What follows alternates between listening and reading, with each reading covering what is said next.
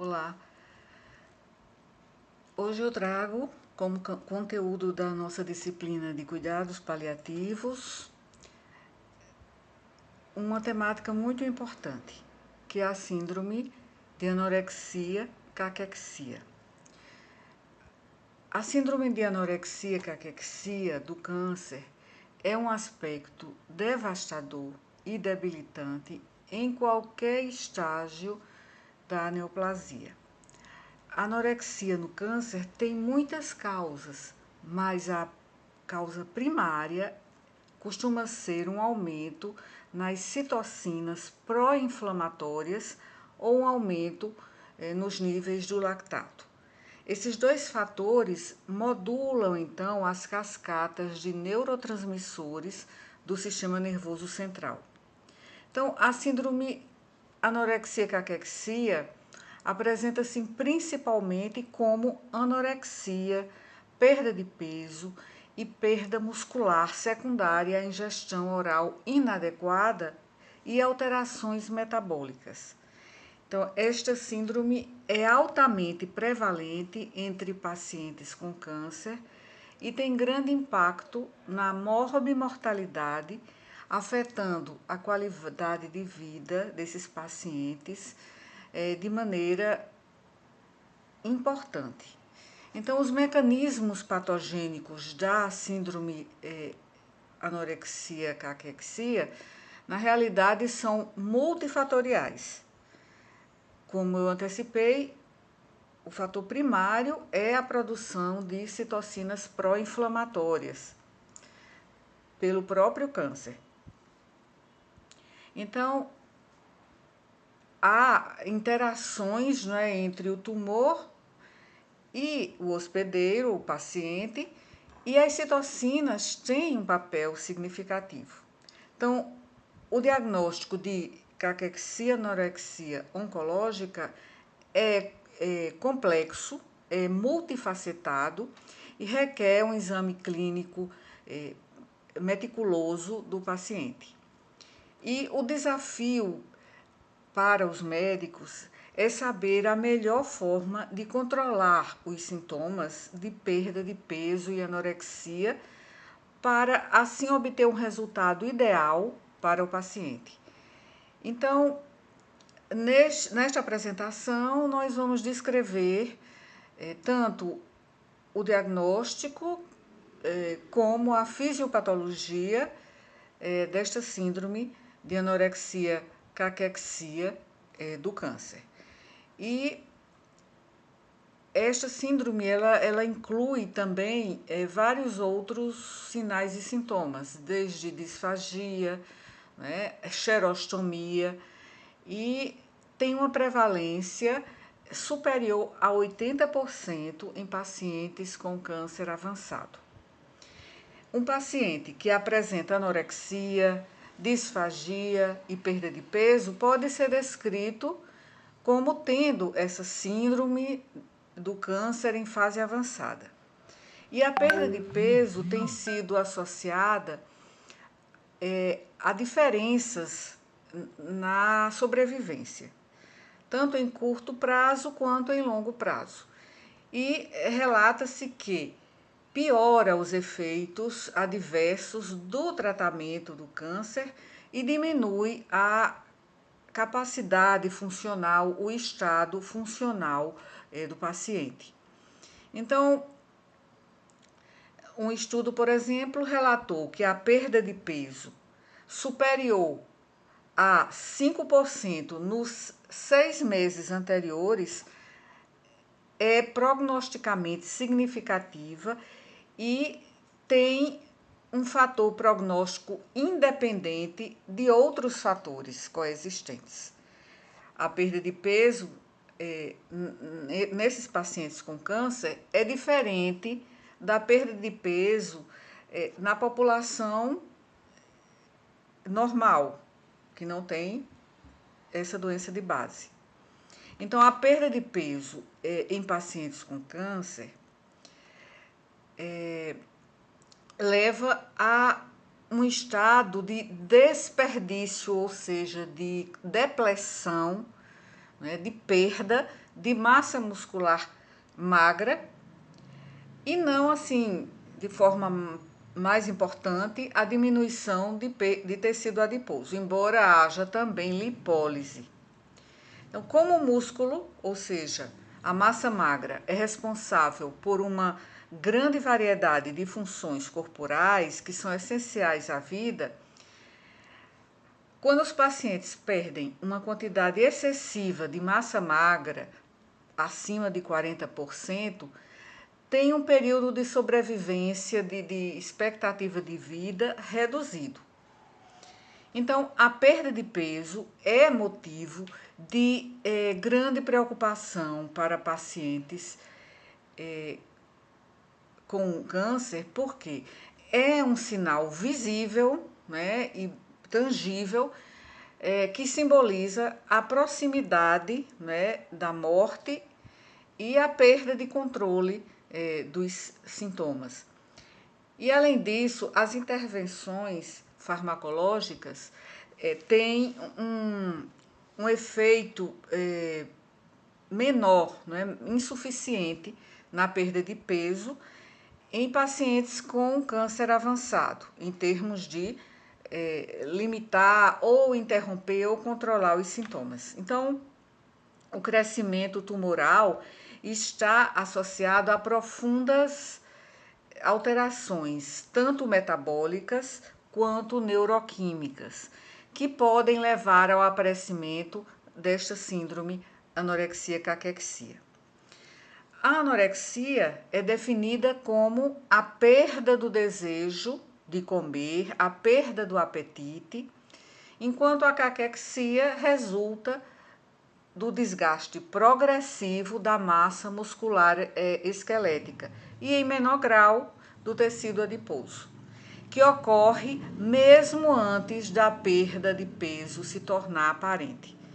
Então, a síndrome de anorexia-caquexia do câncer é altamente prevalente entre esses pacientes com neoplasias malignas e tem um grande impacto na morbidade e na mortalidade, afetando muito a qualidade de vida do paciente.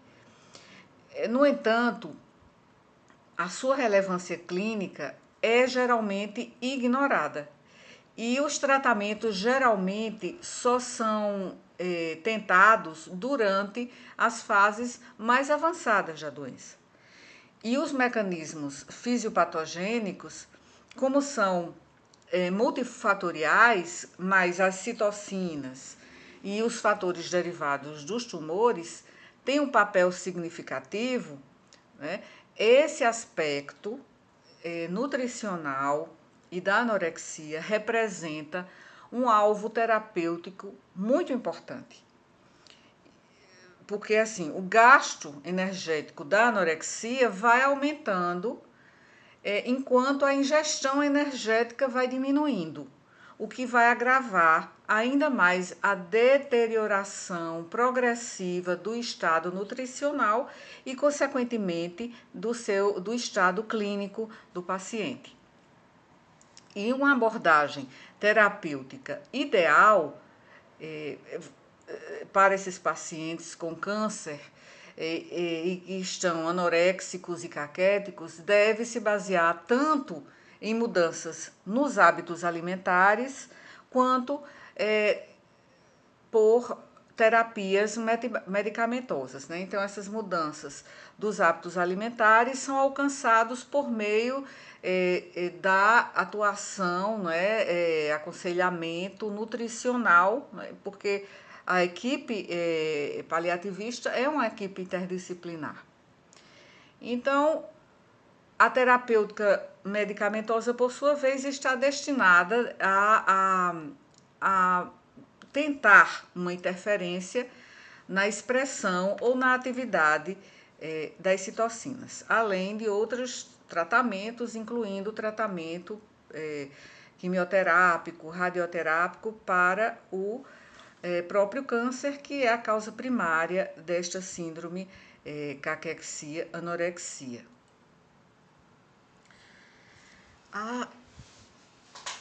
As nossas apresentações, assim, sempre,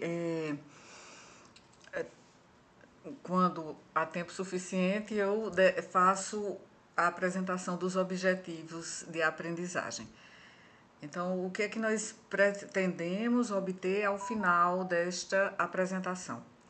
Então, considerar as características e causas da síndrome de caquexia-anorexia em doenças avançadas, especialmente o câncer, identificar a etiologia da caquexia-anorexia, que vou passar agora a abreviar como SAC, relacionada ao câncer. Então, além da identificação da etiologia e também vamos falar e descrever a fisiopatologia. Qual é o mecanismo de produção fisiopatológico da síndrome caquexia-anorexia no câncer? Descrever as opções de tratamento e manejo disponíveis para a síndrome anorexia-caquexia do câncer e discutir estratégias da equipe multiprofissional ou interprofissional para melhorar a gestão do cuidado e a comunicação para avançar no tratamento da síndrome anorexia-caquexia e melhorar os resultados também. Então, esses são os nossos objetivos. Então, após a apresentação, poderemos voltar a esses objetivos e, digamos, ponderar se alcançamos ou não. Que questões nós colocamos aqui como questões norteadoras para a nossa apresentação e para o estudo de vocês? São estas: quais são as definições ou qual é a principal definição de anorexia e de caquexia e da síndrome anorexia-caquexia? O que é a síndrome anorexia-caquexia? Quais são as características clínicas dos pacientes com esta síndrome? Qual a relação entre câncer e esta síndrome de anorexia-caquexia? Porque aí passa pelo entendimento do mecanismo fisiopatológico, né, de desenvolvimento dessa constelação de sinais e sintomas. E alguns tipos de câncer causam mais anorexia e caquexia do que outros? Como um estado inflamatório crônico causa anorexia e caquexia? Há como aliviar o sofrimento de pacientes com síndrome anorexia-caquexia em fase avançada do câncer? Então, no final da apresentação, voltaremos, revisitaremos essas questões para observar se as alcançamos, alcançamos respondê-las. O que é a síndrome caquexia-anorexia? Antes de mais nada, vamos lembrar o que significa o termo síndrome. Síndrome é um conjunto de sinais e de sintomas que ocorrem conjuntamente, associados, e que tem uma etiologia variada. Então, a síndrome é a manifestação daquela constelação de sinais e sintomas que podem decorrer de várias etiologias. Então, a síndrome não é a doença. A doença seria uma das causas da síndrome, por exemplo. O câncer é uma das causas, uma das etiologias da síndrome anorexia-caquexia. Mas também há outras causas, doenças crônicas, doenças autoimunes, doenças inflamatórias sistêmicas do tecido conjuntivo, infecções crônicas, infecções que têm essa evolução multissistêmica, como é o caso, por exemplo, da AIDS, e várias outras doenças podem cursar com a síndrome caquexia-anorexia. ainda que o câncer seja a principal dessas etiologias. Então, como coloco aqui, a caquexia é uma síndrome, ou seja, uma coleção de sinais e sintomas determinada, né, uma determinada coleção, sintomas e sinais que acontecem conjuntamente. E caquexia significa má condição, porque vem do grego kakos, que quer dizer má, e exos, que quer dizer condição. Então, é uma má condição. Ou seja, é um estado físico ruim, um estado físico comprometido. E muito desse estado físico comprometido vem da própria condição de autofagia, autofagocitose, autofagia no sentido de haver uma condição de catabolismo importante. Então, por isso que a gente fala em um comprometimento do próprio metabolismo, um comprometimento inflamatório crônico, afetando o metabolismo do paciente. E aí, essa condição cursa com perda de massa muscular e perda de peso, com ou sem perda de gordura. Então, o importante, assim como uma condição sine qua non, né, que está sempre presente, é a perda, a depleção,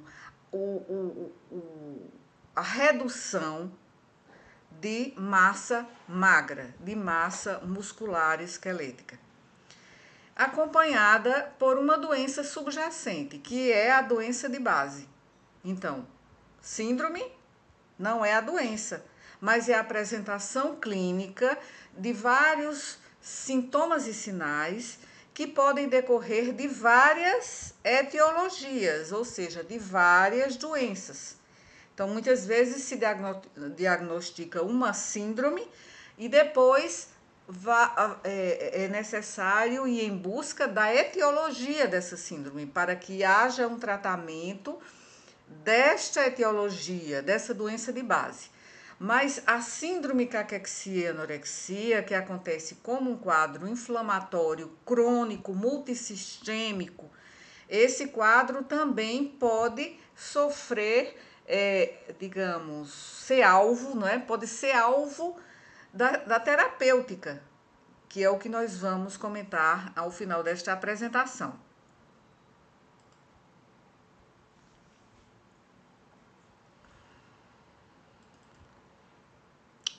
Bem, aqui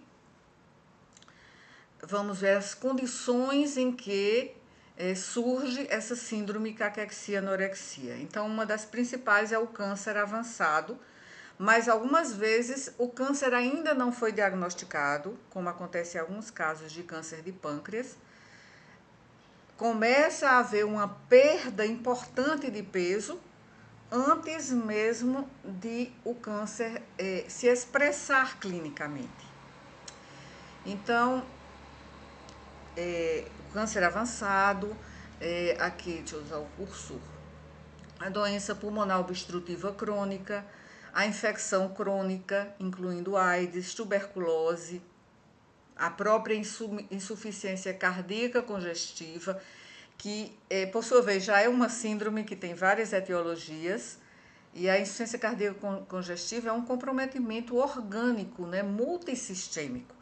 A doença pulmonar obstrutiva crônica, a artrite reumatoide e outras doenças chamadas antigamente chamadas doenças do colágeno ou doenças do tecido conjuntivo, que são doenças geralmente de natureza autoimune.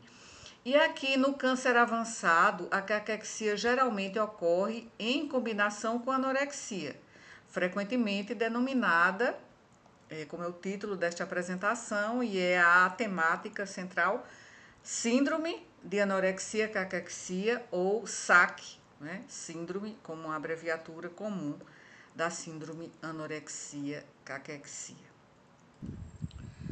Então, como já disse, vou repetir, talvez repita ainda outras vezes, que a síndrome caquexia anorexia é multifatorial.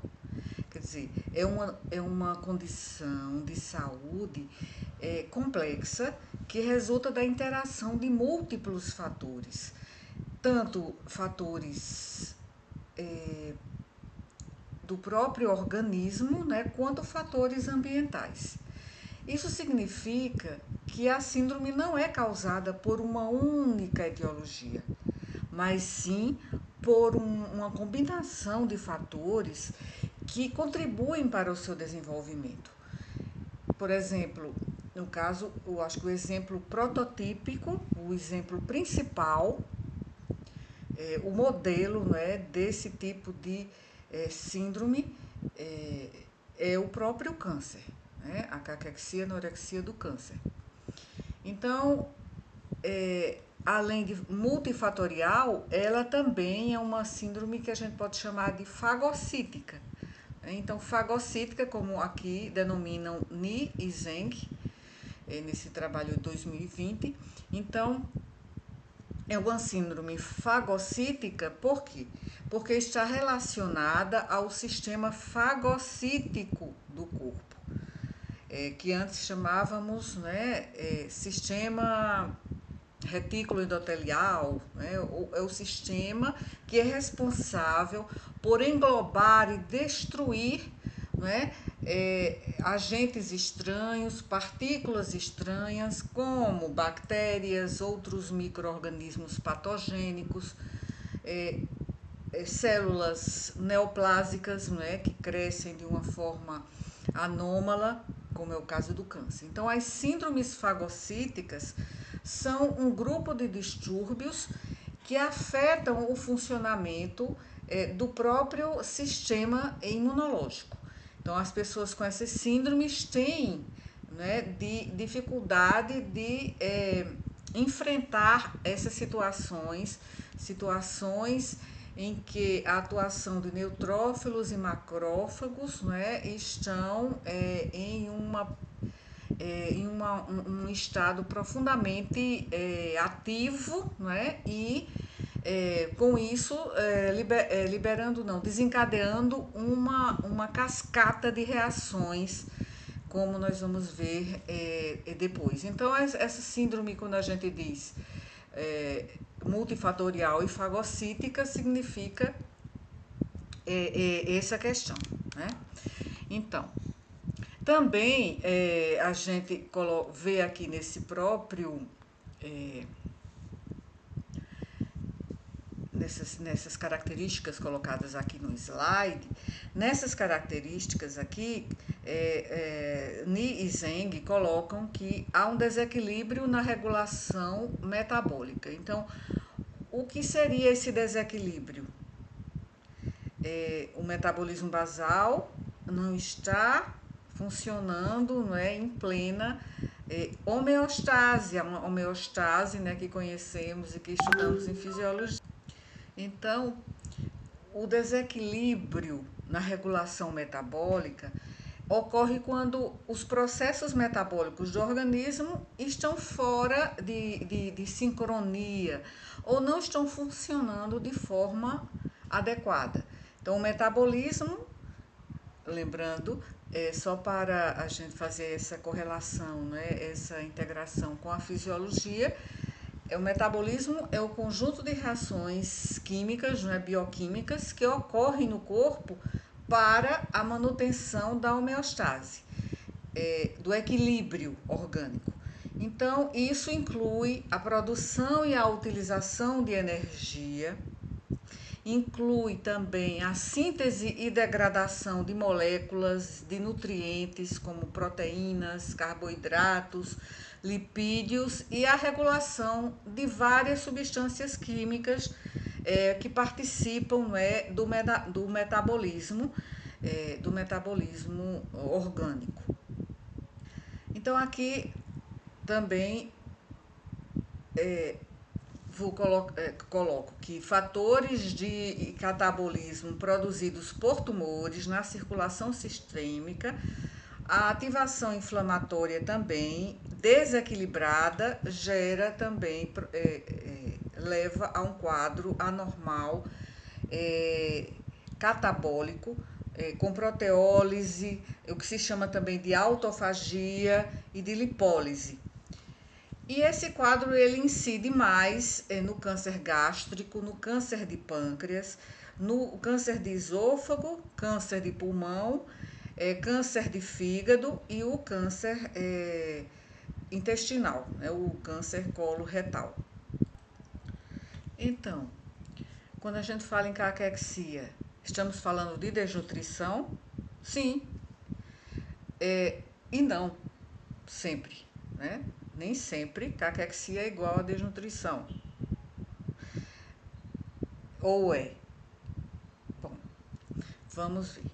Desnutrição é a condição na qual a energia e as reservas de proteína do organismo estão debilitadas. Então, há um déficit de reserva proteica no organismo e também de energia, representado, né, pelos nutrientes carboidratos e lipídios. Então, a mobilização preferencial de gordura ao tecido muscular, sem a presença de inflamação. Então, isso é desnutrição. Já a caquexia, que eu coloquei texto corrido, né, para que fique mais completa, essa apresentação do que seria caquexia, ela é caracterizada pela intensa perda de gordura e massa muscular, concomitante ao aumento da inflamação e do catabolismo de proteínas devido a doenças crônicas. Isso leva a uma mobilização semelhante tanto do tecido proteico, do tecido da massa muscular esquelética, quanto do tecido adiposo.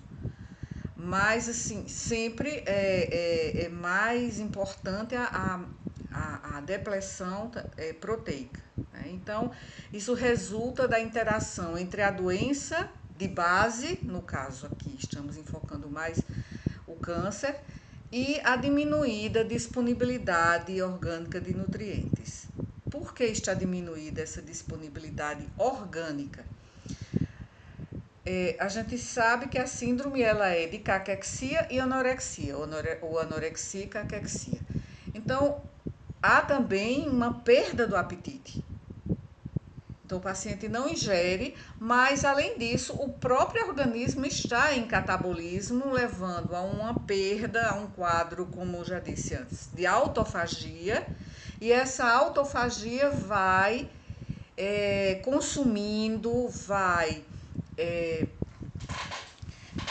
levando, não é, a perda, né, de nutrientes por meio de proteólise, por meio de lipólise. Então, nem todos, como a gente coloca aqui, para justificar o que eu disse assim, caquexia é desnutrição, bem, nem todos os pacientes desnutridos são caquéticos, mas todos os pacientes caquéticos são desnutridos. Então, pacientes que têm desnutrição, eles podem estar desnutridos por outros mecanismos que não esse mecanismo inflamatório sistêmico que leva à depleção de nutrientes, principalmente proteico e lipídico, levando ao catabolismo orgânico. A desnutrição nem sempre é associada por um quadro de catabolismo, né? Essa alteração metabólica no sentido de que há um fator intrínseco, um fator endógeno, levando ao consumo, a essa síndrome chamada de consultiva, de consumo orgânico do paciente. E aí sempre surge essa pergunta, e eu já coloquei aqui, sarcopenia seria o mesmo? A sarcopenia é caracterizada pela perda progressiva e generalizada de massa muscular, esquelética e da função muscular. Então, há um comprometimento do desempenho físico, muscular, esquelético e da força, né, da capacidade funcional do paciente, por causa desse quadro também. É um quadro de caquexia também, de desnutrição, e que evolui com depressão da massa muscular esquelética. Então, a sarcopenia faz parte deste quadro que estamos tratando, dessa síndrome, não é? Multissistêmica, inflamatória, autofágica, chamada de síndrome anorexia caquexia. Aqui há alguma controvérsia, mas eu coloquei mesmo assim este tópico. A caquexia é um fenômeno paraneoplásico. Embora estritamente falando, essa afirmação precise ser, digamos, tenha um contraponto, né, de alguns poréns, mas é um aspecto que é preciso ser levado em conta, porque muitas vezes a caquexia é um fenômeno paraneoplásico.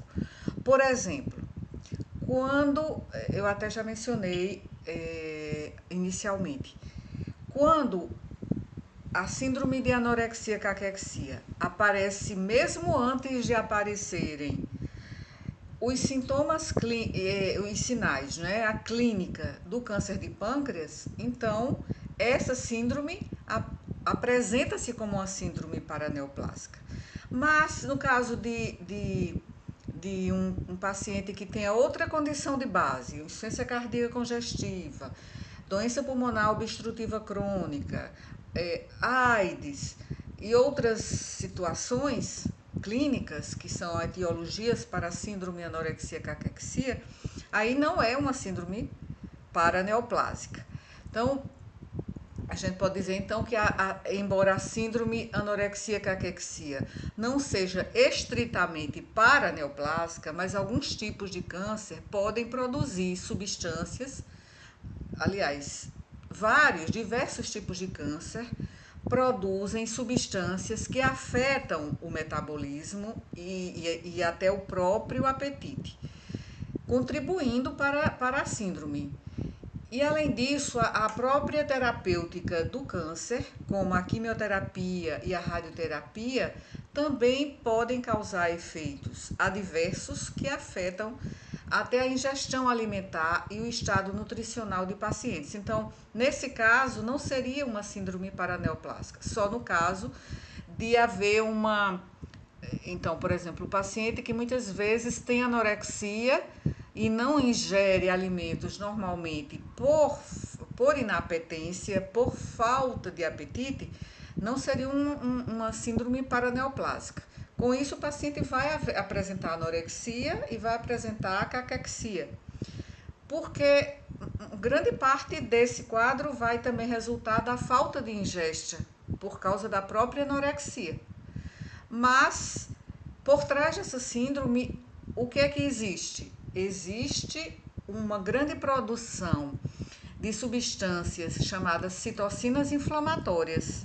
Essas citocinas pró-inflamatórias vão levar um conjunto de, uma cascata, na verdade, uma cascata de manifestações que vão levar à perda de peso. E isso, como no caso do câncer de pâncreas, pode até preceder as manifestações da própria neoplasia, não é, do câncer, dor, por exemplo, icterícia.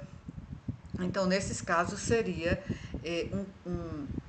um quadro paraneoplásico. Então, paraneoplásico quer dizer que há uma produção de substâncias pelo tumor e que vão levar a alterações sistêmicas ou à distância, né, do próprio tumor, né? Então, vão ter efeitos no sistema nervoso central, efeitos sistêmicos no próprio metabolismo, levando a alterações importantes de alterações da economia orgânica.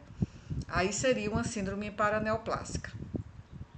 Bom, então, fazendo aqui as devidas vênias a essa afirmação, né? Então, algumas vezes, sim, é um fenômeno paraneoplásico. E a síndrome anorexia-caquexia, aqui eu coloquei a caquexia-anorexia, mas assim é mais usado o termo síndrome anorexia-caquexia.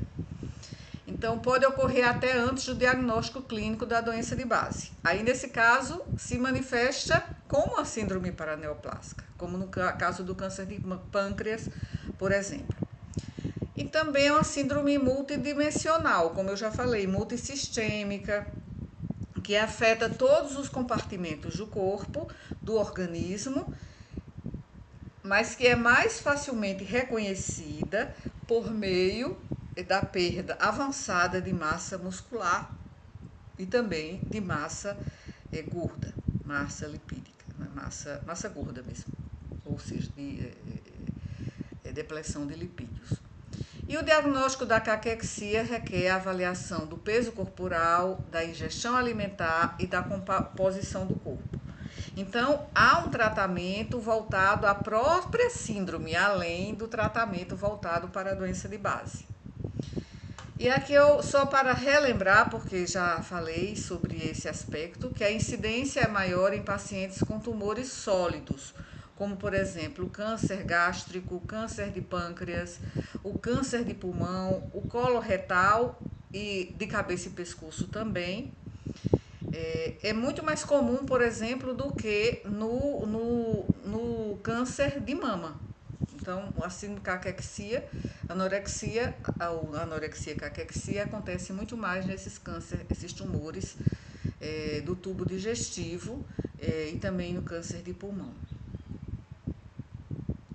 Bem, aqui há aspectos que vamos ainda considerar e aqui só para desfazer talvez algo que eu tenha dito no início e talvez na introdução e talvez tenha ficado mal entendido. Em aproximadamente 50% de todos os tipos de os pacientes com doença neoplásica maligna evoluem com a síndrome anorexia-caquexia. E isso sempre significa um mau prognóstico quando o paciente tem essa síndrome. Em mais de 20% dos pacientes, a principal causa de morte é a síndrome anorexia-caquexia. E aqui sim, aí eu falei antes, né, no início, na introdução, eu falei que ocorre em 80% ou mais dos pacientes com câncer avançado. Mas assim, aqui só para mostrar essa aparente discrepância, mas que na verdade não existe aqui uma distorção. Aqui eu coloco que 50% de todos os pacientes com câncer apresenta a síndrome anorexia-caquexia. E aqui eu coloco que 80% ou mais dos pacientes com câncer avançado apresentam a síndrome anorexia-caquexia. E aí isso é responsável pela diminuição em torno de 60% da massa corporal em relação ao peso ideal do paciente. E também está associada a essa síndrome anorexia-caquexia, ou SAC, associada à morbimortalidade e à redução da qualidade de vida desses pacientes. Então, isso é muito importante considerar. Aí a gente sempre tem critérios diagnósticos. Então, se é uma síndrome, também vamos para os critérios diagnósticos. Então, vamos ver aqui, critérios diagnósticos da síndrome caquexia, anorexia ou anorexia-caquexia em adultos. Então, perda de peso de ao menos 5% em 12 meses ou menor na presença de alguma doença de base, além desses três seguintes critérios. Então, perda de peso sempre existe. Então, perda de 5% do peso, ao menos, é 5% ou mais